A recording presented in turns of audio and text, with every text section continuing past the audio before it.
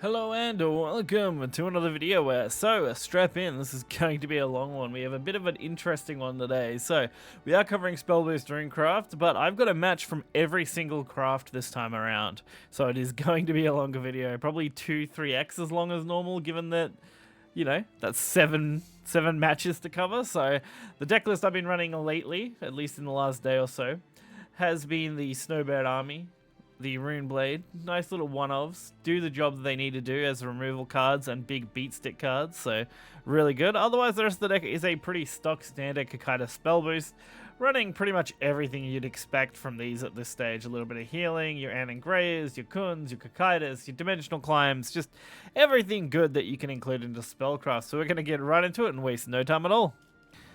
Alright, kicking us off, we have Havencraft.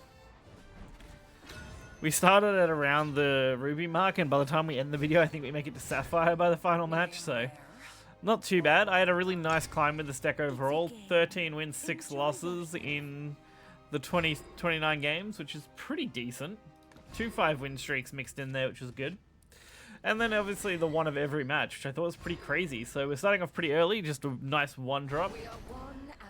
We do a little bit of drawing. This Mayuri really does put pressure on me though. I hate that dealing with that card, especially as Rune.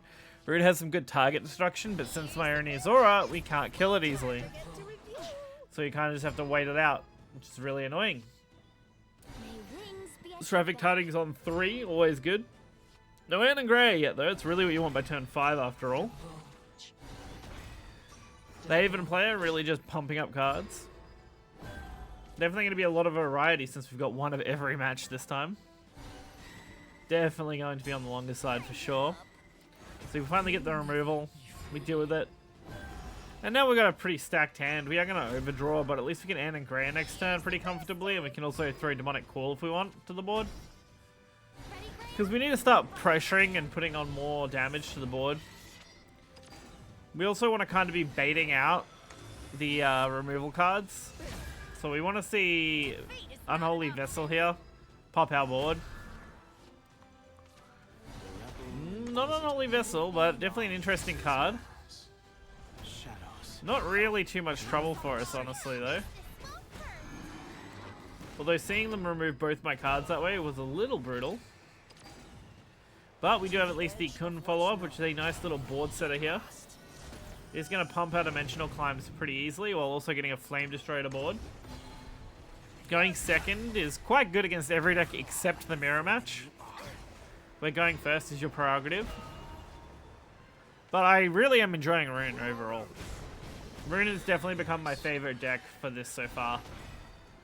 It's been my most consistent win deck, and considering I've had a rough few days as far as like getting wins and being consistent, this deck was a nice breath of fresh air for me after playing a few other things for a bit.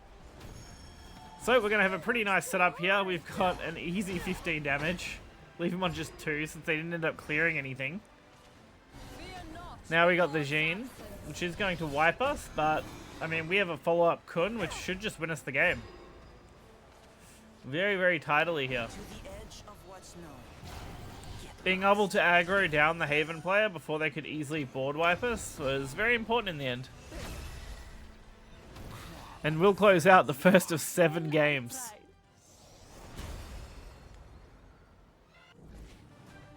Next up, we have the Rune Mirror.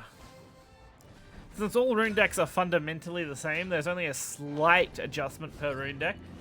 Your mirror matches are going to basically always be the same, and you normally want to always go first. Unfortunately for this match, we were going second.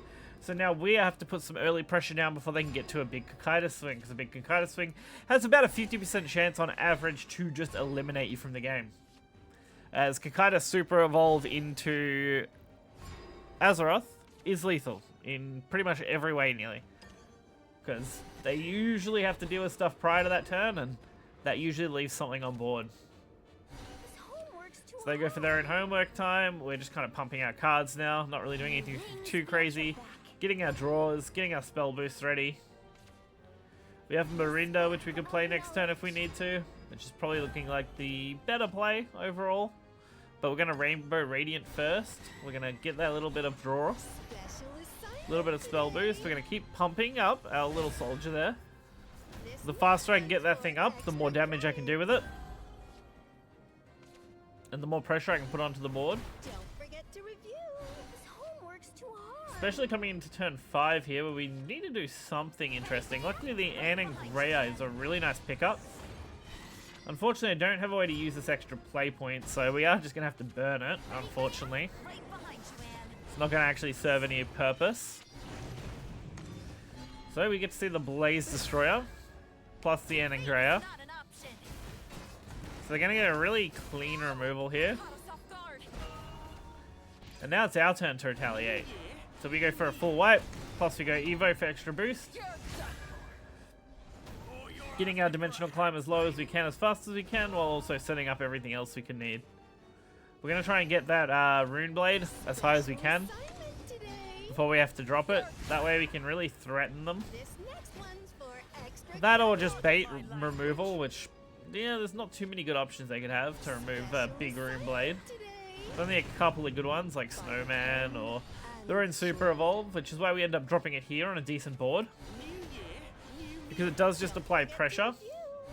Which, I mean, did a pretty good job of baiting out the removal. Broken. A little unfortunate, but not the end of the world. So we're not really looking at a lot here, unfortunately. I decided to just kind of set up a little bit. I need any damage to the face at this point. If I can score some damage, our chance of winning does go up a lot. Be at your back. So they go for their own Foresight, their own Anangrea. This is my biggest concern, though. It does look like they're trying to set up for their own Cocytus play. Smart to play with fire. And we need to get out ahead of this before it's too late. But we do end up picking up another Kun. So I do decide just to send it 50-50 on if they're going to kill me or not next turn. We'll see. We'll see if they pull their Cocytus play off or not. If they don't, the chance of us winning goes up a decent amount,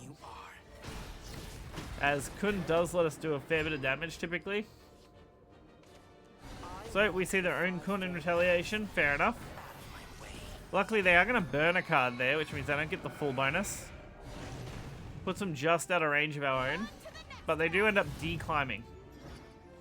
This is the first decline we've seen them play, and that's the second decline we see them play. So they are really searching hard this time around. Looking for any healing, looking for anything they can do that could potentially slow me down. And they do find a lot of removal and healing, but it's not really enough here. I decided to just kind of send our own little thing here. I'm trying to set up a way for me to clear. Unfortunately, I managed to set up enough, so now we're just hoping to draw another Kun. Unfortunately, I don't end up finding the Kun this turn, but we do find Kun for next turn. So I do end up spending one Demonic Call, one Blaze Destroyer. Again, we are just hoping they don't have the Cocytus Dimensional Climb combo. But considering we already saw 2 Dimensional Climbs played, the odds of having a Dimensional Climb that would be live is low. But there's a 1-drop Dimensional Climb, so not impossible. But that is all 3 of them now. There's really little concern we have for what they can do here. Their biggest play now is a decent Kun or a really slow Cocytus. And that's really not a big threat to us at this point, since we are just going to drop Kun next turn with the Demonic Call and win our game. So Kun gets to hit the board. Kun plus Evo is going to be a 13 damage Storm straight to the face. You're tough. I'm impressed. Alright, and third up we have Forest. So we still have, including this match, 5 matches to go. Like I said, you hope you get your popcorn ready, because this was going to be a longer video. I kind of just thought this would be a fun one, something a little bit different to what I normally do, where I just do a couple of wins and cover the deck in general. But considering we've covered a lot of these decks now pretty in depth, I thought, hey, why not take it to the next level? And since I have all these wins ready to go anyway, let's cover it while we're here. So we're going to set up our Miss Miranda here. When you're playing into Forest, it's important to try and control the early game enough that they can't get too much damage on your face. So getting a body to board that forces a trade or two is usually pretty valuable, as it does eat up a little bit of that potential face damage. And we unfortunately don't have a lot of plays from here, so we are going to be banking on these Miranda Evos to really carry us into the next part of the game. Because as they are, it's not really enough. Especially with this boost, this is actually kind of brutal. We're now facing down possibly one of the worst outcomes we could have to deal with. A very strong 2-2 board, dealing a lot of damage very fast. Lucky we are going to be able to try and mitigate a little bit. I end up playing the extra Marinda because I'd rather them either trade into it. If they don't trade into it, I just get free removal, but if they do trade into it, at least I can do something. So they go for the boost, they even go for the Fairy Evo. But they don't end up trading into the Marinda, which was honestly a huge error here. We do end up getting a little bit of healing, thankfully. But a Marinda on its own isn't quite enough to clear this without getting a looking smart luck. And we do, we hit the 1 in 3. So we can now clear the big fairy, forcing out potentially another Evo. And we can start putting something big to our own board. We have the potential to go for Kun in the following turn, that or we can easily go for William. We are in a pretty brutal position though, as being this low on health against Forest is usually a death sentence. So every turn from here on out, there is a chance that I just lose the game. Luckily, this ward should at least eat up a little bit of that time, which hopefully will buy me enough time to get the damage in that I need to win the game. So we are going to clean up a nice 13 damage here, while leaving up a pretty decent board. And since we're going to come off the back of it with another Kun, we only need 3 damage to potentially lethal them. Actually, even less than that. We only need 2 damage, technically, to lethal them. Which, this ends up just leading to them conceding. Not being able to deal with a wide board is typically a good thing for me. The Forest players really struggle with wide big boards. Unfortunately, since that was a quick one, we can get right into the next one, Abysscraft. I don't see a absolute crap ton of Abysscraft. We only see a handful here and there. But when they do see Abysscraft, it is pretty scary. There are some pretty fast Abyss decks, and going up against them with Rune can be a little brutal early on. Fortunately, we got some pretty good early cards here. We have got Stormy to deal with this 1-1 early, which will mitigate a small amount of damage. Miranda can probably follow up on turn 2, and we've got Anangrea for turn 4.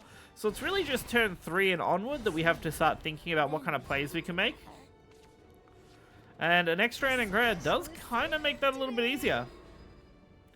So now we can easily turn 4, turn 5 Anangrea, which will just boost this Dimensional Climb and Demonic Call really quickly. And given that I don't have anything to do on turn 3, I kind of just have to eat this damage. We do see double Nameless Demon come out though. This is a more control aggressive deck, I think. This is one of the 2 variants of Abyss you end up seeing a lot. There's one that focuses more on Departed stuff and one that focuses more on the Bat stuff. In this case, we are up against the Bat variant. They run very, very similar top ends. It's usually just the early games that are pretty different. And not seeing the 3-3 drop early was a huge advantage to us. And then we see Darkseal Demon. Pretty decent draw card, honestly. Especially with Evo, it's got a nice little bit of stat line. Attacking, though, was an interesting choice. I guess they just did want that extra face damage. Fortunately, our Anangrea here is going to clean up really nicely. And we can pretty much hold on to the Dimensional Call if we want, or we can just play it for extra pressure. Either way, we'd be in a pretty nice spot here with Kun being able to drop in next turn, if we need to. So, second Darkseal Demon. Them dealing damage to themselves is definitely an advantage to me. I'll take it anytime I can, you know. Anytime they take self-damage is good. So I end up just going for the Seraphic here. We end up going for the Rainbow. We're just going to kind of set up this Blaze Destroyer along with Demonic Claw, I think, with Super Evos. Pretty threatening. I probably should have just played Kun, honestly. Although I do end up not using Demonic Call. So I guess holding for a potential bigger Kun is not the worst play in the world, but I do think just dropping Kun, going as much face as possible, may have been the play. Definitely got mixed feelings about which way I went with that. Especially since I lose everything to this Olivia anyway. And I'm basically forced into making a Kun play. But with this, we should be able to at least clean up pretty nice here. We are able to take everything out while still leaving our ward at full health. Even if it does eat our last Super Evo. But we do have at least Dimensional Climb, we have Tidings, we have Blaze Destroyer. We got some options to rebuild our board a bit. They end up eating this damage themselves. Interesting choice. Seeing the third Dark Seal Demon was kind of crazy. So we now do need a good way to remove this, and the best way would be a William off the Dimensional Climb. So we are going to aim for some healing first. Try and get this Blaze Destroyer set up before we go for it. I decided to leave board space in case we have to Kun instead or something. Luckily for us, we do end up drawing the William. Very good pickup here. Especially when we got off the back of double looking smart. So again, we're looking at a pretty okay board. They are forced into having to remove us. We're only 4 damage from lethal at this point. And Kun here should be enough to threaten them. We're going to be able to remove the small follower here. And leave up just a 1-1. While dropping a Blaze Destroyer and hitting them for 5 to the face. And with no Super Evo, they're going to have a really hard time dealing with this now. Which is why they end up just conceding immediately. Pretty fair play at that point. So it is very common that you'll see players like the Forest player and the Abyss player just concede when they realize that they can't deal with a big board. It's definitely pretty common, and it basically just means that, hey, I couldn't answer your board that turn anyway, so you have the win. So some people will just pass turn and let you hit them in the face for lethal, and others will just concede. Either way, it gets you to the same end result. You don't really have to do too much there, since you already have lethal on board. It really does just save a little bit of time. So this one, we don't start with much. There's really not a lot we could do here. We're kind of just waiting them out.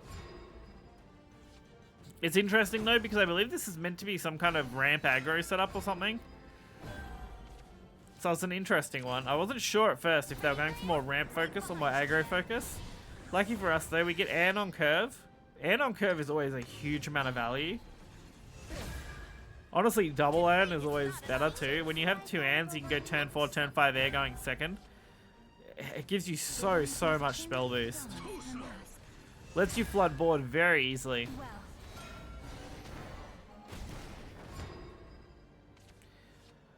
So we go for our foresight here.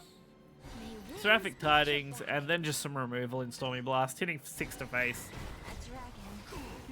We even had the option to go double Demonic Call here, but I decided to just hold off. They aren't really doing anything too threatening.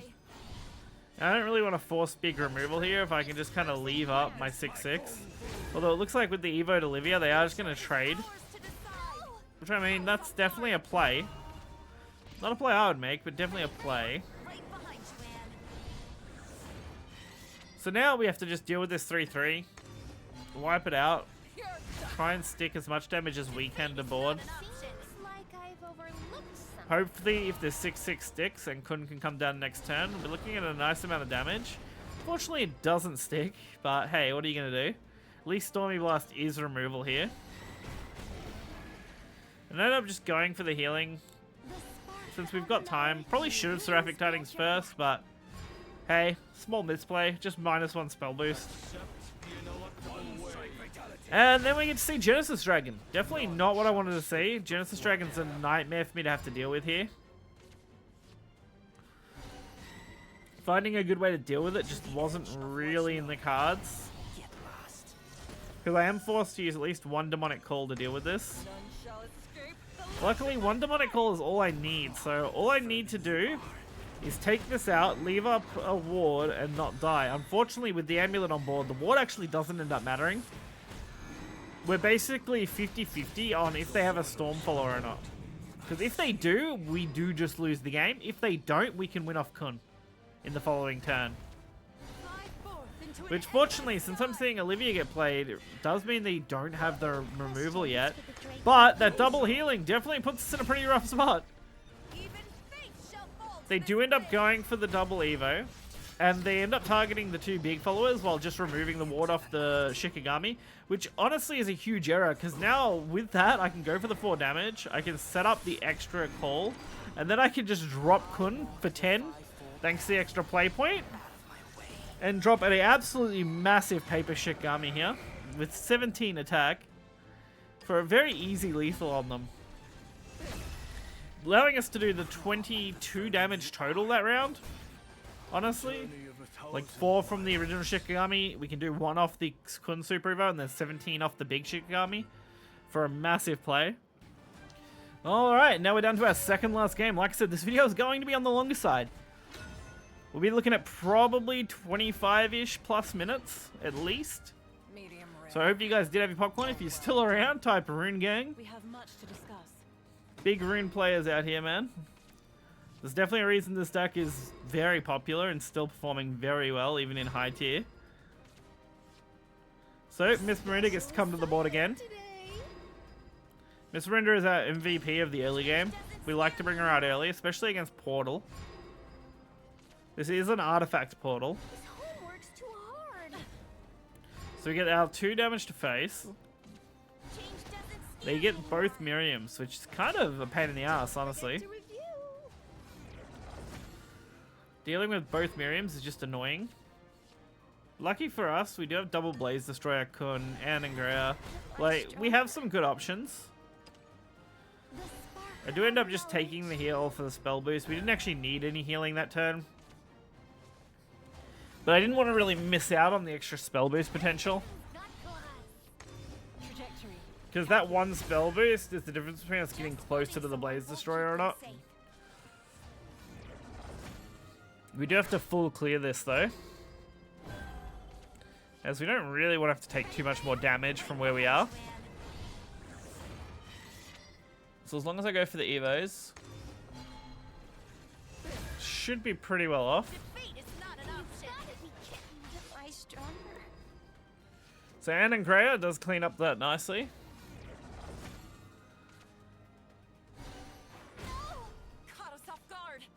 Turn 6, we haven't really got a lot going on. We can pretty much like Shinigami, Seraphic Tidings, like we have a few cards that we can play. And this actually turned out pretty okay. We have a pretty nice setup to get closer to Ruler of Cocytus. I end up sending the Evo into the Blaze Destroyer as well. Just so we have that extra bit of stat line. Doesn't end up mattering though, they do go for Super Evo Sylvia. This does at least consume one of their Super Evos, which is a nice outcome for us. Forcing a Super Evo turn is always pretty good. So now the problem is we really have to burn about 3 turns worth of time, or at least 2 turns worth of time. Turn 8 and turn 9 we have to kind of burn out here, so that we can get to the Cocytus play, as that kind of is our only win condition at this point. So, Medical Grade Assassin gets to come down, which does get him somewhere, but doesn't get him enough. Enhanced Puppet, 3 damage, okay.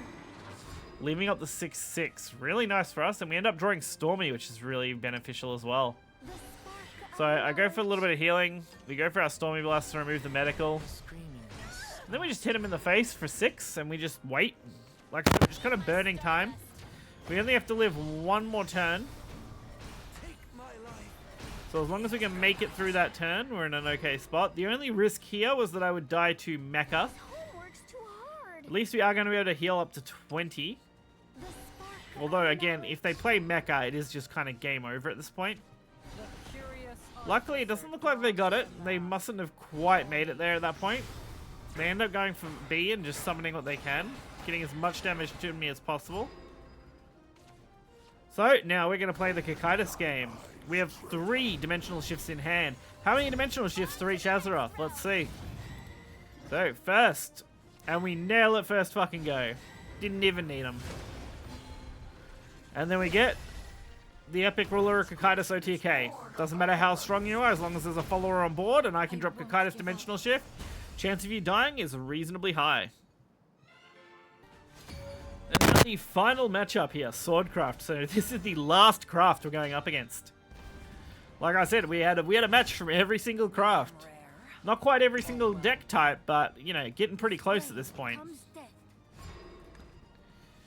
So, we have the Anangrea, we have the Miss Miranda, we have the Foresight, and we have the Homework Time. This is a pretty nice opening hand. Although we don't have a lot of good ways to deal with early game, we're just going to have to bank on Miranda, although the Stormy pickup does make up a little bit of that ground. Unfortunately, they do start going a little wide on me, so I do have to worry about where they're going to go with this. But like I said, Miranda is kind of our only choice. We've just got to play our curve. 2-1 comes down. Very nice setup for them. Now, we got to start popping this out, getting what we can.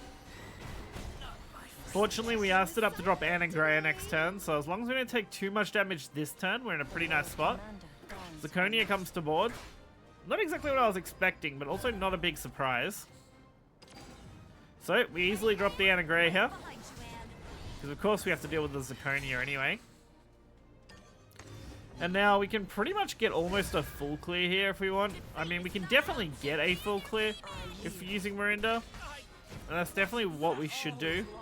I was tempted to get 2 damage to face, but hey. We take what we can get. Weird choice hitting the ward, but I guess they did want the Evo flash step quick play to damage, so I gotta respect it. It's definitely a play you can make. So now we can go for our own healing. Basically negating what they did, +1. And I try to trade into this a little bit. Not the best outcome in the world. I mean, it was definitely fine, but probably should have just went Miranda Evo first anyway and cleared out the quick plater that way. Definitely feels like it would have been better. Because then I wouldn't have had to Miranda there. We could have attacked face for an extra 4, so definitely a small misplay, but nothing catastrophic yet. Turn 6, we don't really have a lot going on unless we Super Evo. Well, I mean, this is actually still pretty okay, honestly. Runeblade Commander. So, surprisingly enough, Runeblade Commander actually sets lethal up for us.